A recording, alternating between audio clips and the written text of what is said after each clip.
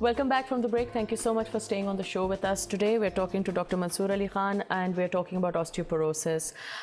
Dr. Khan, before the break you said that calcium does not work without vitamin D. Can you elaborate a little bit on that? Well, calcium and vitamin D metabolism in the body is very linked together. One needs the other to work. Okay. Vitamin D is needed for the body to absorb calcium which is taken in the diet. Okay. And vitamin D receptors enhance calcium uptake into the bones. Okay. People who are deficient in vitamin D, you can give them buckets of calcium, but it's not going to work. It's just going to pass through the system. And the problem in our diet is we have very poor sources of vitamin D in the diet. The sun is supposed to be an excellent source, and Asian countries are thought to be very sunny, but you require sun rays falling directly on the skin for at least 45 minutes to an hour every day, direct, not passing through glass, for the ultraviolet rays to produce vitamin D in the skin. If you measure how many minutes you spend outside in the sun, average person's heart can't be more than 10 minutes. That's true, we run from the sun. Exactly. If you're sitting in a car, if you're sitting in a house and the sunlight is coming through the glass, that is stopping the UV rays. So vitamin D is not being formed. Okay. In most developed countries, all milk is fortified with vitamin D. Yes. It's not here. It isn't here. We have some, products from the bakery, bread and stuff. It says fortified with vitamin D. Doesn't say how much. The amount has been very well quantified. Needs about 400 to 800 units per day. Okay. But no product will say how much vitamin D it contains. So it's very hard to measure what you're getting. No, it's very easy to measure, but we don't get it. Honestly, we don't get it in our diet. People who have a very rich diet, which is rich in fish, liver, these products, but despite a coastal city, nobody in Karachi eats fish, not as much as, some European countries would. So it's a good idea to take calcium, which is containing a vitamin D supplement. Okay. Vitamin C is not so important because we are fairly good, in citrus products in the season. So there is very little vitamin C deficiency unless a child or some person is grossly malnourished. Okay. But even a lower middle class, upper middle class person, we have seen levels of vitamin D, which if we report in the literature would astonish any European that how is this person alive? Good God. And I have seen young females. One person I remember in particular came to me on a stretcher. I counted 18 stress fractures in her body.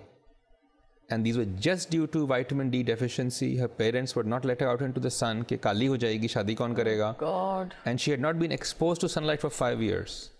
She would not drink milk. Her parents said she'd get fat. And all she required was vitamin. Killing her off slowly, basically. While trying to be good parents, so she married off to somebody. All she was given was vitamin D in a very large dosage over a 3 to 4 month period, high dose of calcium. She came to me walking in 3 months. That's unbelievable, my God. But people can actually break bones sitting in bed if they have severe calcium vitamin D deficiency.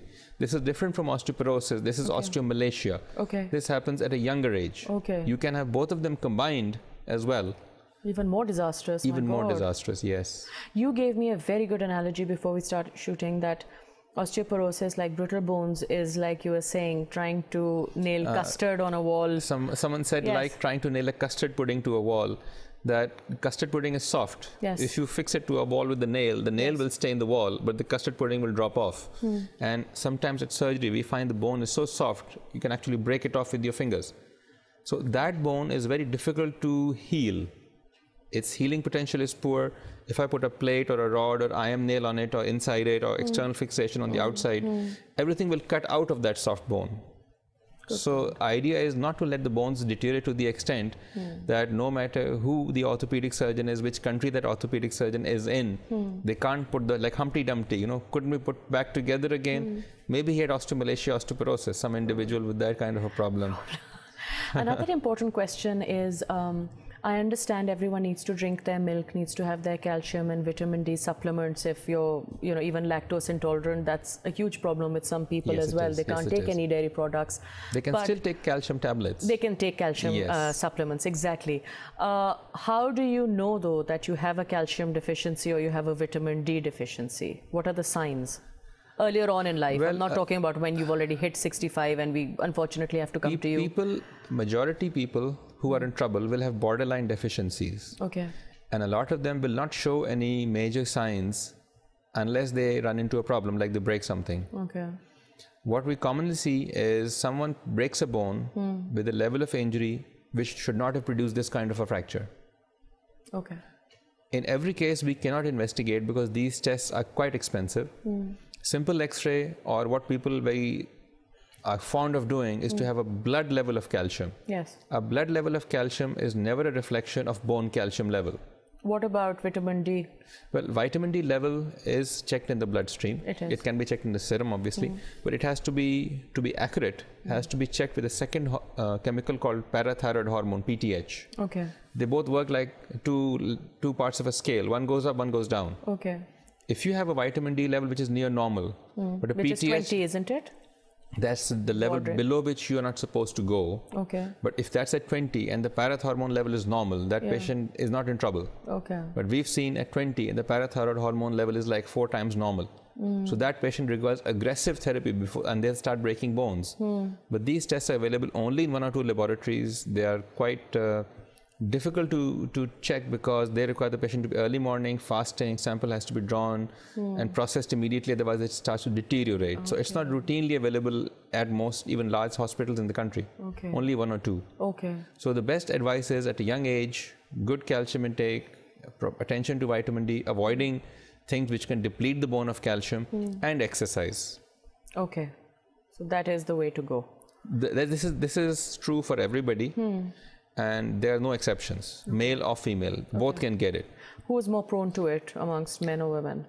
Females are more prone to it because they have higher drains on their body calcium in pregnancy and feeding.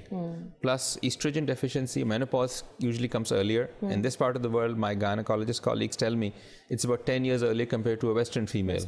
45 versus 55. These are just average numbers. Yes. But they suddenly lose a decade of youth if they have menopause at 45. Or if for some reason they require a gynecological surgery, which produces surgical menopause in the 30s, they lose 20 years of their young age. And that actually makes sense because they're not producing estrogen. Estrogen, and there's the other one. The cyclical estrogen and progesterone. Progesterone, that's the one. More important thing is estrogen because that has a very beneficial effect on bones. And if that is depleted, not being produced, then females will move from 35 to 55 within 24 hours of surgery.